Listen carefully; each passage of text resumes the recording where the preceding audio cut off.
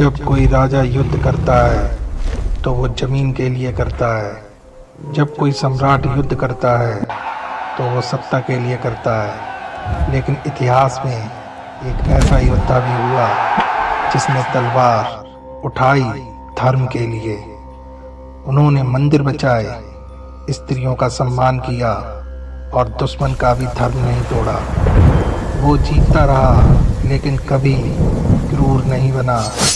आज हम उस राजा की कहानी नहीं, उसके धर्म की कहानी सुनेंगे। एक ऐसा धर्म जो युद्ध में भी मर्यादा नहीं भूलता।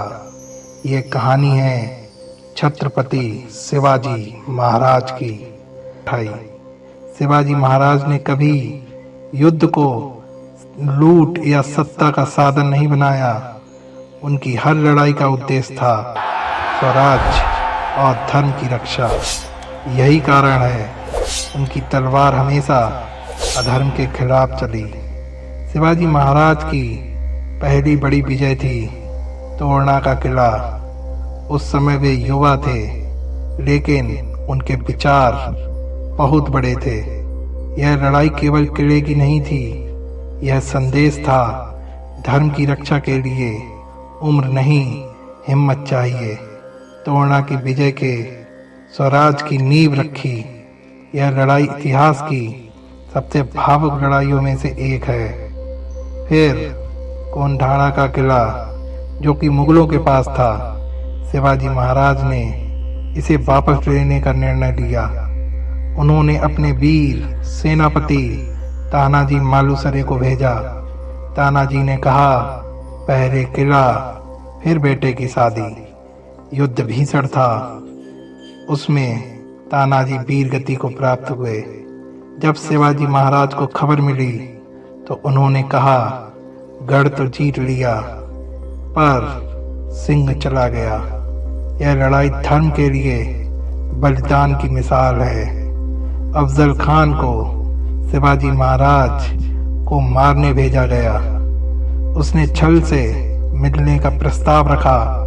शिवाजी महाराज को ज्ञात था कि अधर्मी से सीधा युद्ध नहीं, बुद्धि से युद्ध करना पड़ता है। जब अफजल खान ने धोखा देने की कोशिश की, शिवाजी महाराज ने बाग नख से उसका अंत किया।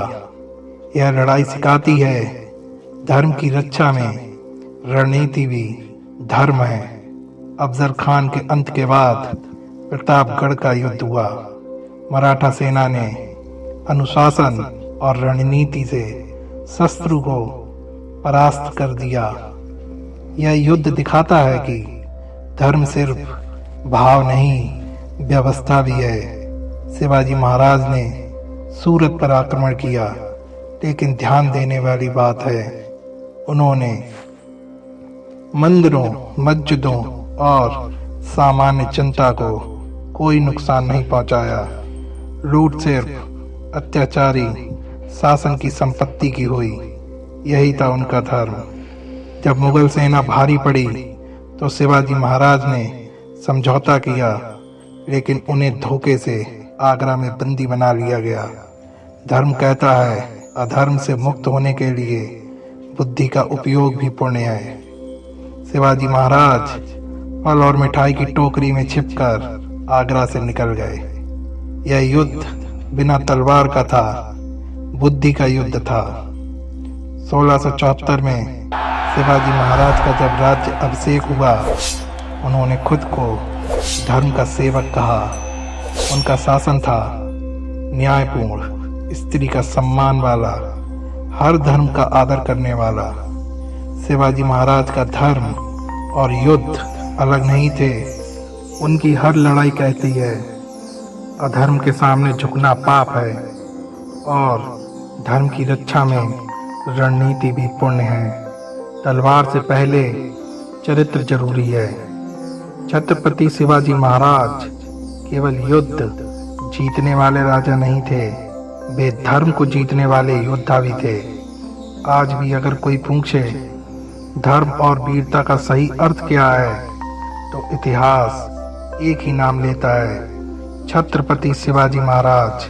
छत्रपति शिवाजी महाराज। केवल किले जीतने वाले राजा नहीं थे, वे ऐसे योद्धा थे जिन्होंने युद्ध में कभी धर्म नहीं छोड़ा। उन्होंने तलवार उठाई लेकिन कभी निर्दोष पर नहीं। उन्होंने दुश्मन को हराया लेकिन उसके धर्म को नहीं। उनके लिए धर्म का मतलब था न्याय, मर्यादा और प्रजा की रक्षा। यही कारण है शिवाजी महाराज सिर्फ इतिहास के पन्नों में ही नहीं, हर भारतीय के संस्कारों में जीवित है और वो हमारे भारत की शान भी हैं। आज अगर कोई पूछे धर्म के साथ युद्ध कैसे लड़ा जाता है तो जवाब एक ही है, छत्रपति शिवाजी महाराज।